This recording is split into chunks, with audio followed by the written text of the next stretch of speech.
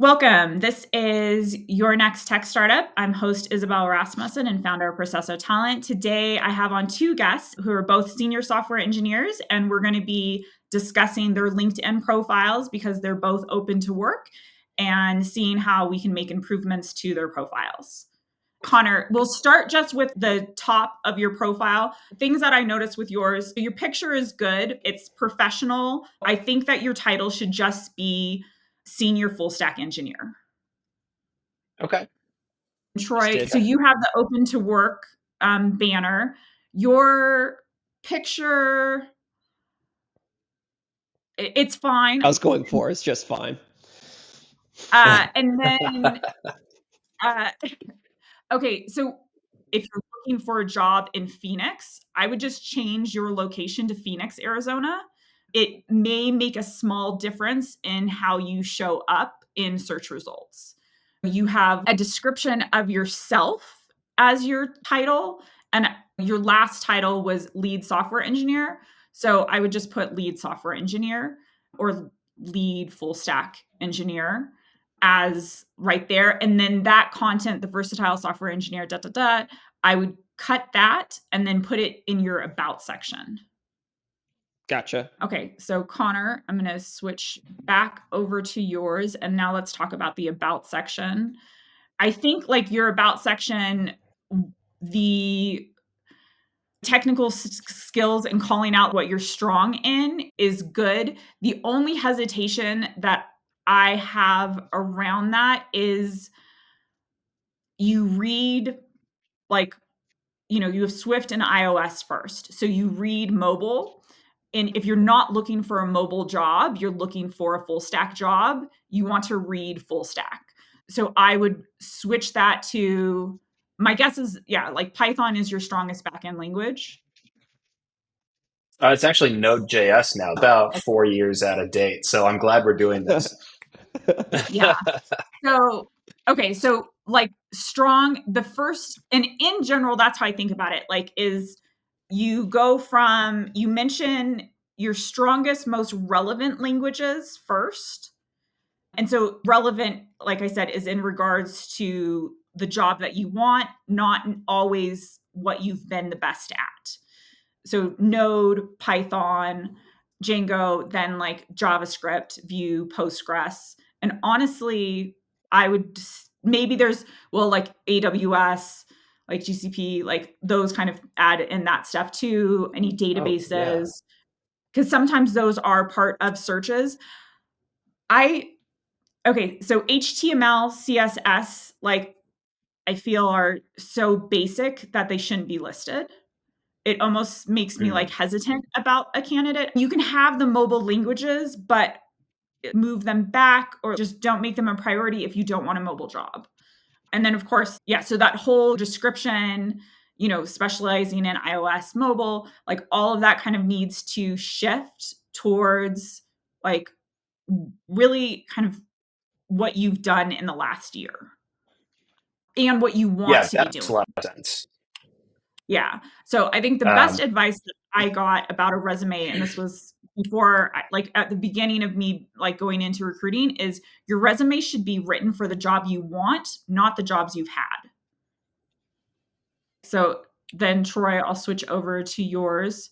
You don't really have an about section. Sorry, before we move on, Oh yeah. I do have one question. That is, so I agree that I think HTML and CSS are so basic that if you don't know them, you probably shouldn't be applying for full stack roles at all.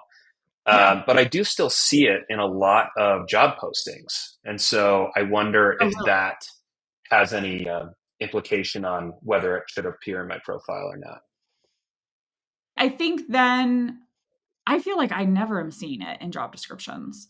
But Hmm. if you do feel like the jobs that you're applying for have it, then you can include it. But the other place where, which we haven't gotten into yet, is your experience. So you can, because there's two places, your overview of like or your about section is a great place to put that. And honestly, I think of that as because it's for people who are searching for engineers, one of the first places that I try to look, especially when I'm told, okay, I need to find Python engineers. If in their about section, I can quickly see I am a full stack Python and Node backend focused engineer, then it's just like, okay, great. I'm messaging this person about a job that they actually could be interested in hearing about. But the other place that I'll look for it is in the experience. And that's, I think engineering managers probably do that more, that they want to know the tech that you're using in the current role. But that is Hmm. helpful. And I think it's interesting how you're like, oh, you haven't updated it for a few years, but really, like, if you're, because the whole point of setting up open to work on LinkedIn is to attract the right job. So if your LinkedIn profile is not accurate to who you are, you can't attract the right job. But That yeah, like I said, there's the two areas you could do in the about section or in the experience section where you tie. I think it's best to, like how you have it right now, you list the technologies that you used in each role. The problem with your LinkedIn profile is that you have no bullets with each role.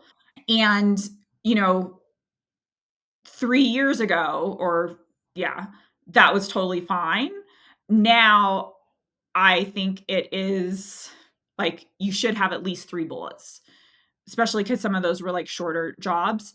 And we'll get into that, like kind of how to do those in a second. Okay. Is it okay for me to awesome. switch back over Thanks. to Troy? Yeah. Okay. So, Troy, for your about section, the okay, so here you say like functional programming, and then you also say functional and low level programming languages. I have never, as a recruiter, done a search for a functional language or a low level programming language. I have to Google what that means.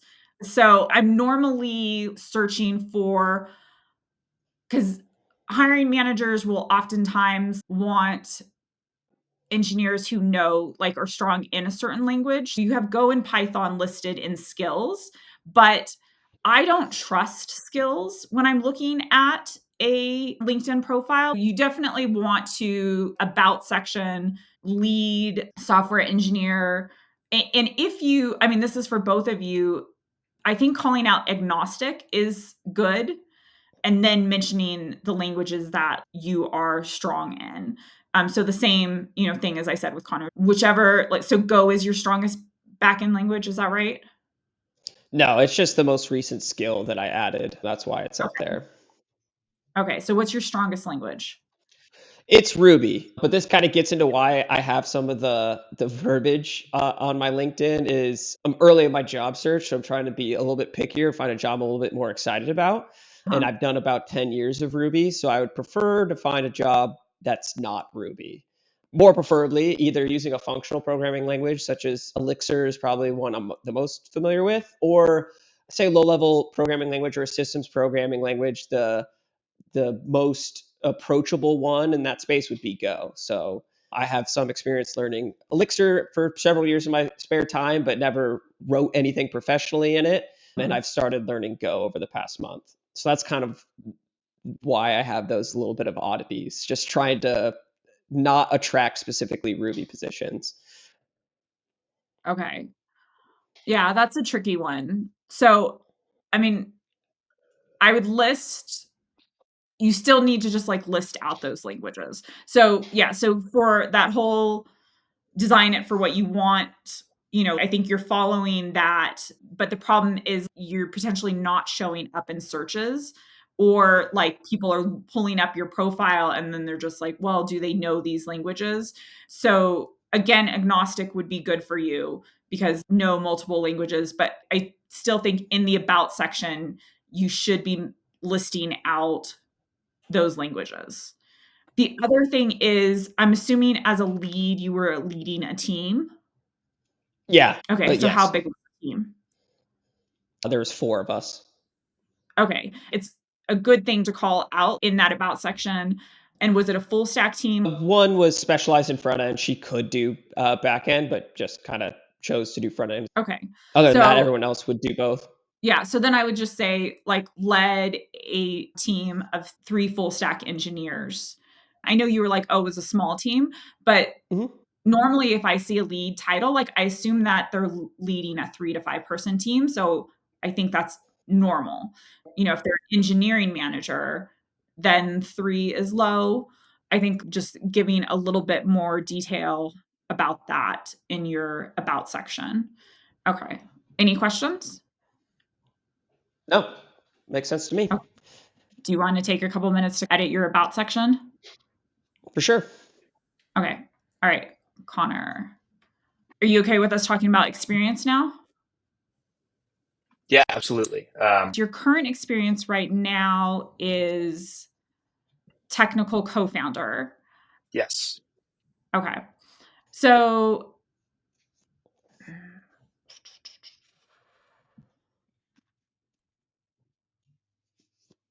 you can, in theory, do a double title.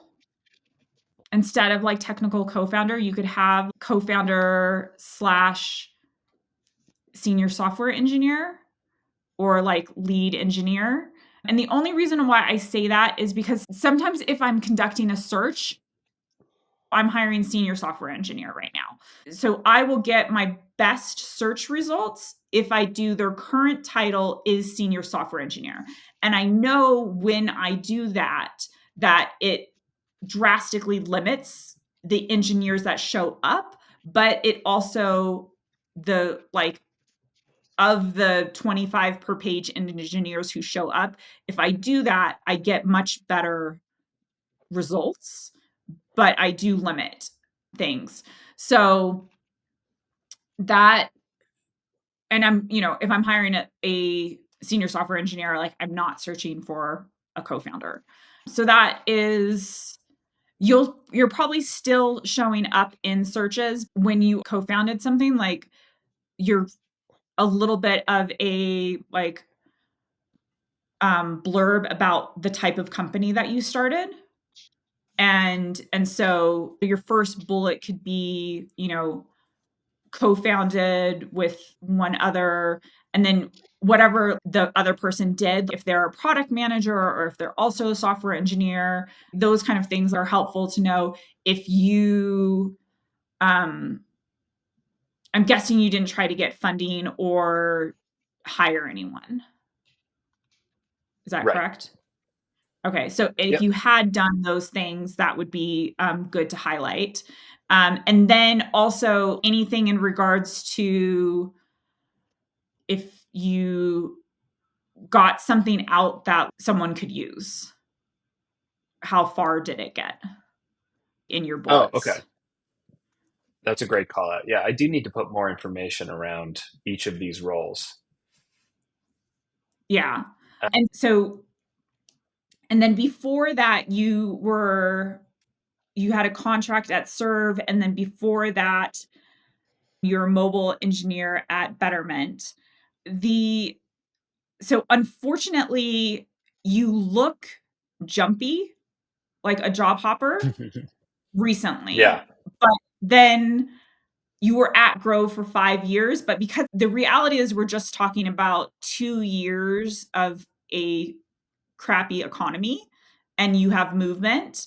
But during a good economy, you were a solid, loyal employee. So it's tricky because, like, you are not a job hopper by any means.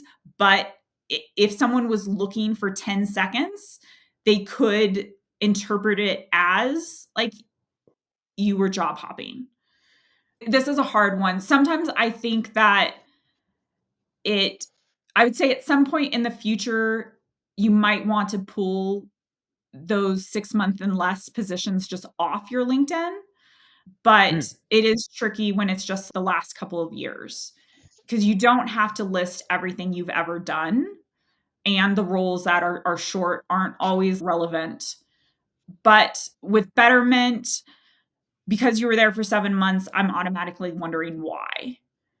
Mhm. So did you leave due to layoffs? Yep. Okay. Do you know what percentage of the team was laid off? Of the mobile team, I think it was around 50%. And of my direct team, it was about 75%. Okay. So that's like a very, because there's this whole I feel like we all should get over this whole layoff, whatever stigma bullshit. But like some people still, whatever. We all have whatever belief systems. You and I went through Grove layoffs together. And Yeah.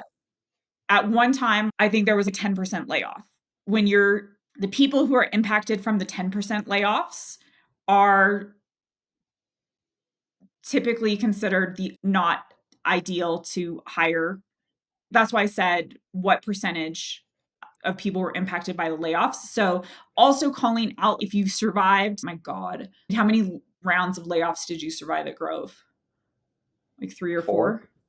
Yeah, 4 rounds. Yeah. And I'm assuming that you were not laid off from Grove. No, I decided to leave. Yeah. Those are signals of who's a good engineer. So why'd you leave Grove? The answer may or may not be, I'll just say a good answer is morale gets impacted. There had been 4 rounds of layoffs. I was really grateful that I wasn't impacted by any of those, but it did start to feel like a good time to consider other options. And that signals to the recruiter or the engineering manager. They survived 4 rounds of layoffs. When they were cutting the team, this is someone they wanted to keep. And then when you don't survive the layoffs, like, well, yeah, I didn't survive, but like 75% of my time of my team was eliminated, and it's like, well, yeah, of course you were eliminated because like you've been at the company for less than a year and they eliminated 50% of the mobile team. So then it helps tell the story that like you are still a good engineer. And you can Okay. have that as a bullet. So like definitely because it's like, is he a job hopper? No. Like, so for that betterment role, I would call out the, 50% of the mobile team was laid off and I was impacted by that round as one of your bullets, just to like kind of address the perceived job hopperness. And then let's go into, well, okay, I'll stop there right now with you and let you kind of work on a couple of things. And then Troy, I see you're not working on stuff, so I'll pop back over to looking at your Okay. profile. Sound good? Okay. So, all right, Troy, I'm going to focus on your profile from the reverse. Like with Conor, I focused on what was the most recent. With yours, I'm going to focus on where you started. So again, the job you want, not the job you had. I waited tables for a decade. It is not on my LinkedIn profile and it should not be on yours, nor should the warehouse worker, nor should the fact that you were a student at a boot camp. So everything pre Clear Voice, I think, well, you can keep the internship. I'm assuming the internship was as a software engineer.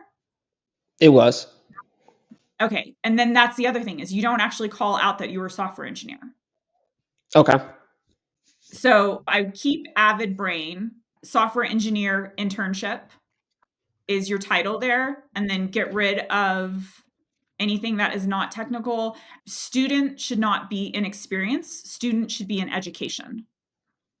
And there's 2 reasons why this is important. One is just the correct ordering of things. The other thing is for yours, honestly, it's not a big deal because it's 2 years and you already have 9 years.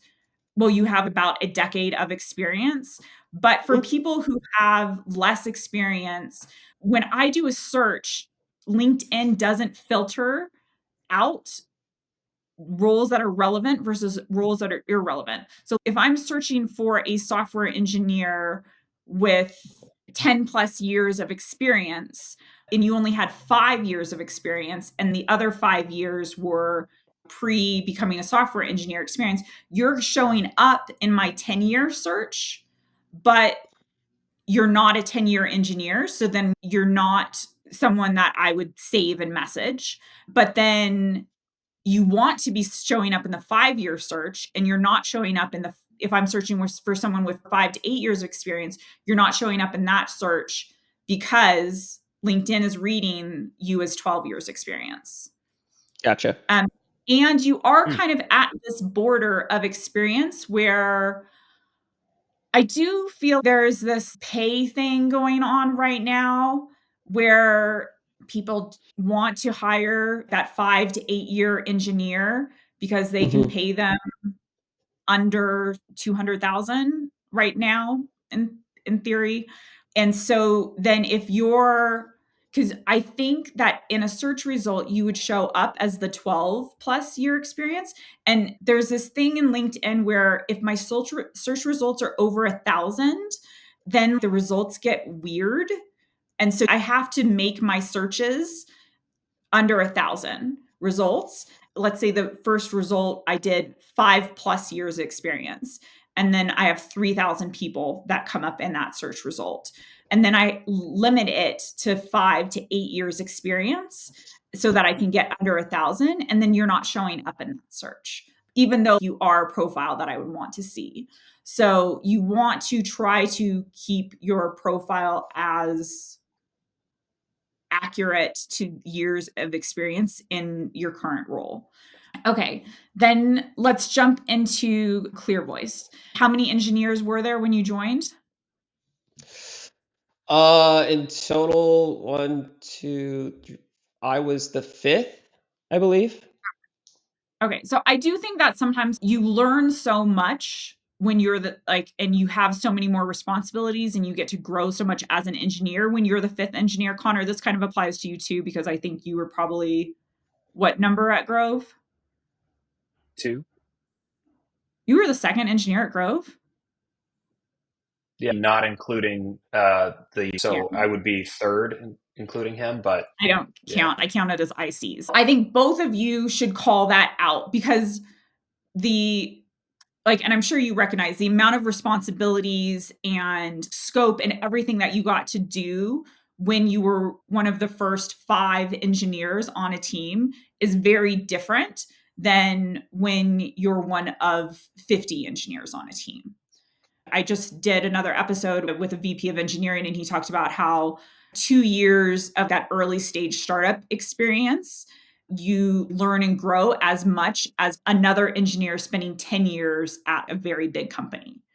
So it does highlight who you are as an engineer. I'm a startup recruiter, so to me that's important. But I do think it's good to call out fifth engineer brought onto the team, and then also you can call out team grew at one point team was 75 engineers. But I do think that as a bullet is interesting and helpful to call out. And then the other thing that I would say about your time at Clear Voice is it's good that you lay out the kind of you were junior software engineer, and then lead software engineer. Because that's your only experience, you could have 3 bullets under each of those roles. If you had been there for, let's say, 4 years, which I'll go back actually, Connor, to yours, because yours is you guys both have that kind of growing within a company that you might want to, let me see how many titles you have. Yeah, so Connor, you have 1, 2, 3, 4, 5 titles. You might want to have your 5 or 6 bullets under the senior software engineer, and then you can have the other titles be there. I would not have 3 to 4 bullets for each of those 5 titles. I think it is important to show how you grow within a company and change titles, but I do see a lot of people just use their most recent title. Either option can work. I think, like Troy, because that was your only experience, having the bullets with each title is helpful. Whereas Connor, because you have different experience, I would just have one set of bullets, and then, but you can recognize the titles in different way. I wish I had an example of, some people do it in a really good way, I think, of just you want to show the career progression, but you don't want to make it look like they're different jobs or at a different company. And that's true for Okay. whatever resume LinkedIn. Any questions on that?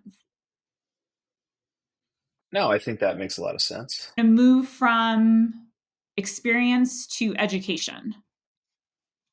Okay, so you have a CS degree, Connor? Yeah, Huh. I always thought that you didn't because you did.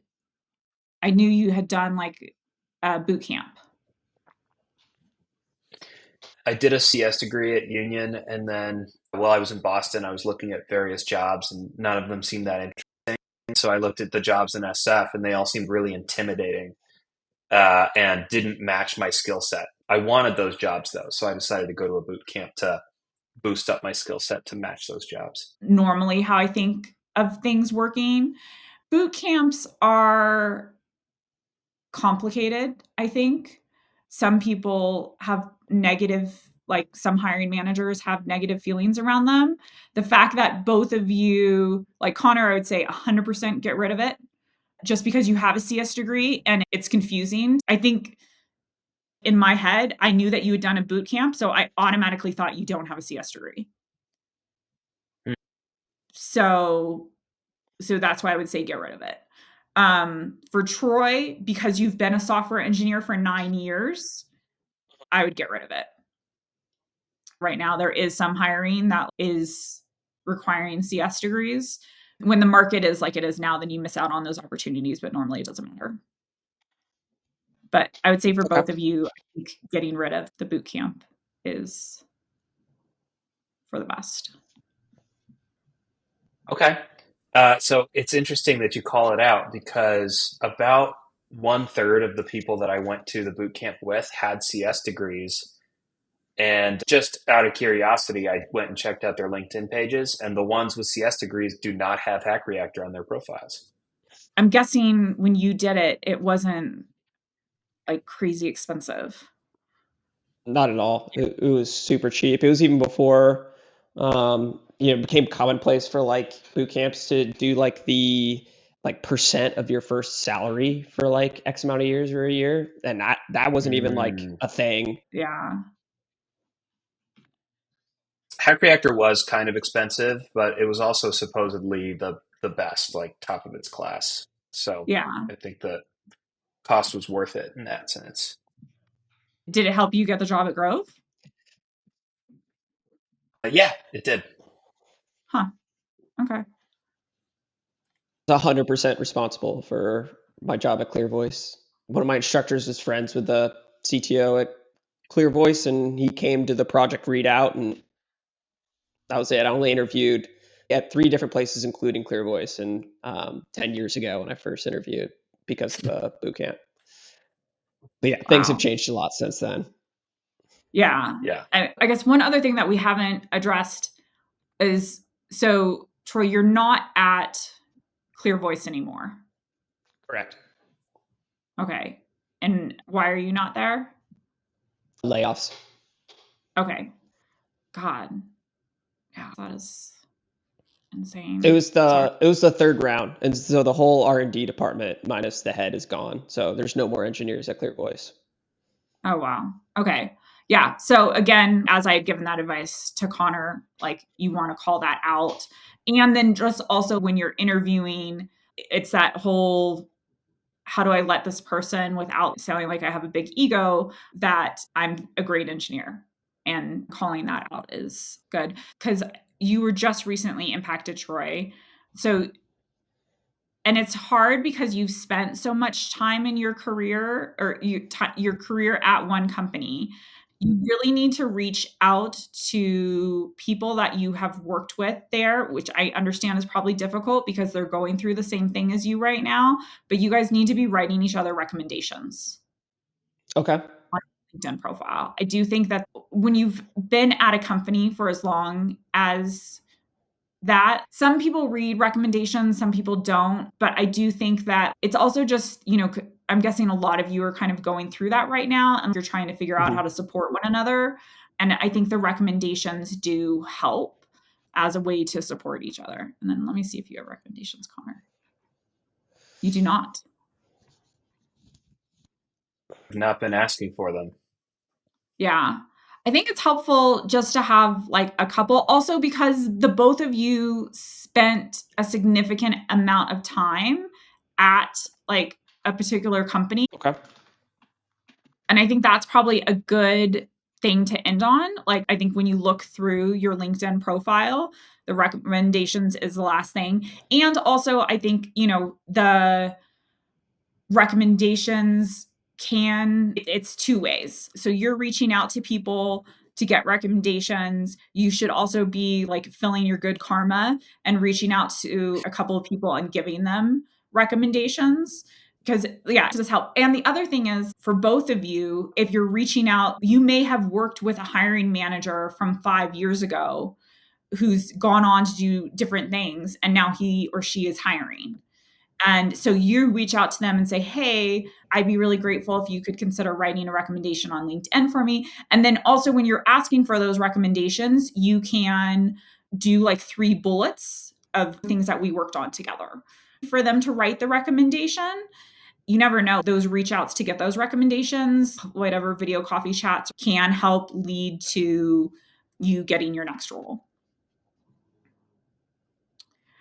And the other thing, like, Yeah, Troy, that I makes a lot of sense. address is you are, I don't even know if rusty is the right word to use. You basically have no experience interviewing as a senior software engineer or Correct. as a software engineer. Rusty's not the right word because I never developed it in the first place. It just doesn't exist. Yeah. Yeah. So I think trying to work with the community that has just been impacted and you guys doing practice technical interviews with each other are things that could be helpful.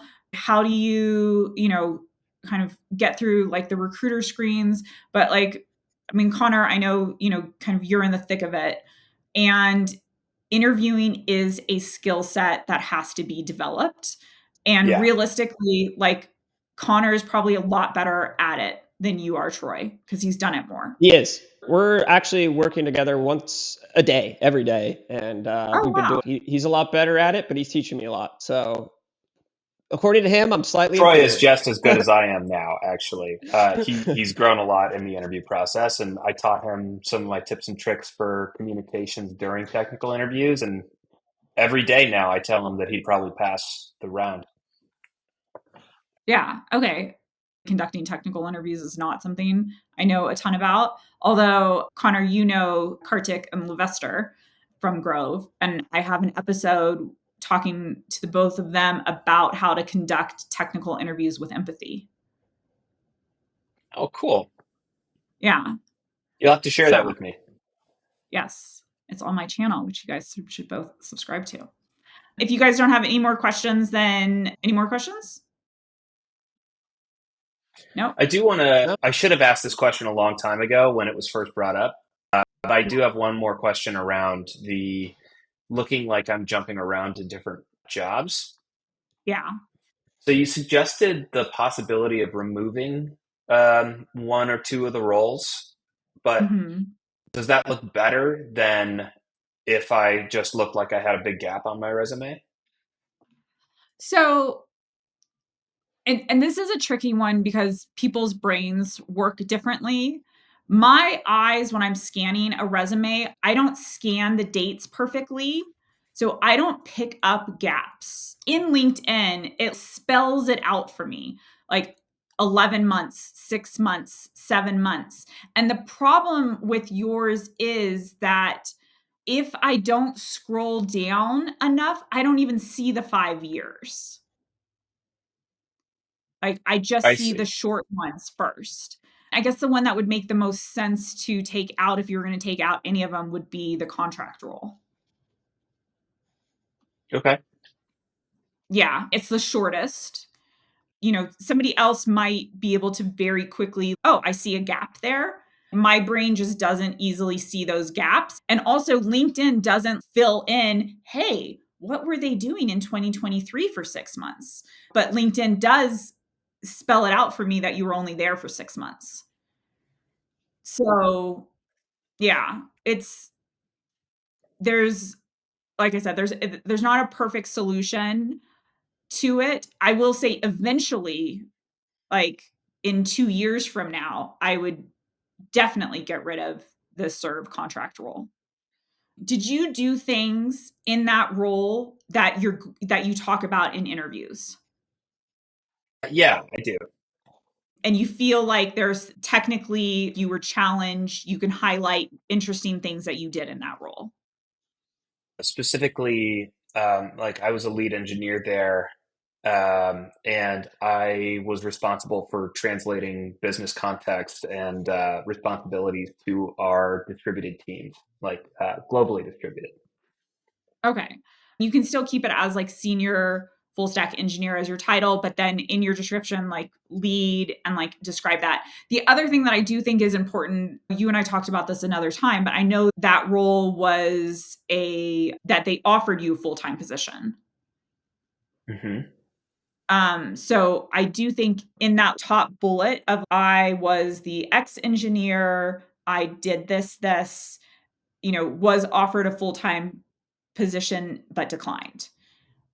So then it's just like tell that story of that you're a great engineer. And then the other bullets be very specific to the work that you did. And then in regards to those bullets, I always think that the bullet understand the business, the impact it had to the business, and ideally a percentage of change.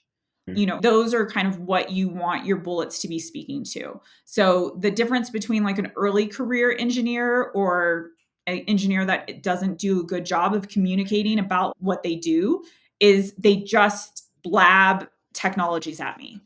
They don't tell me what the business was, why they were doing what they were doing, what the impact on customers was. Like those are all the things that I think engineers who are strong and do well in interviews are able to share. And granted, I'm a non-technical interviewer. So I will say for whenever you're talking to non-technical interviewers, as much as you can sound almost like,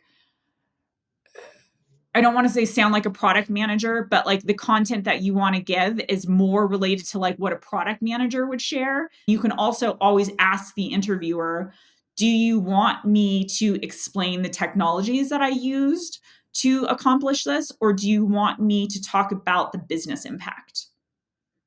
Because when you're talking to an engineering manager, I don't know what the answer is. But like it's, instead of spending 3 minutes blah, blah, blahing about what you did, just get clarification. Do you want me to do a technical deep dive on how I did this? Or do you want me to explain the business impact? Yeah, let them drive what they want out of the conversation. And a lot of people are more focused on the actual impact than the journey itself. Yeah. And your resume your resume bullet should be the impact. And then at the bottom, you have the technologies that you use to do that. So, Awesome. okay. Well, thank you everyone for watching. Hopefully it's content that is helpful, and really appreciative of Conor and Troy coming on and, sharing a bit about themselves and your profiles. And then I will include your guys' LinkedIn profiles. All right. Thanks, you guys. Awesome. Thank you, Isabel.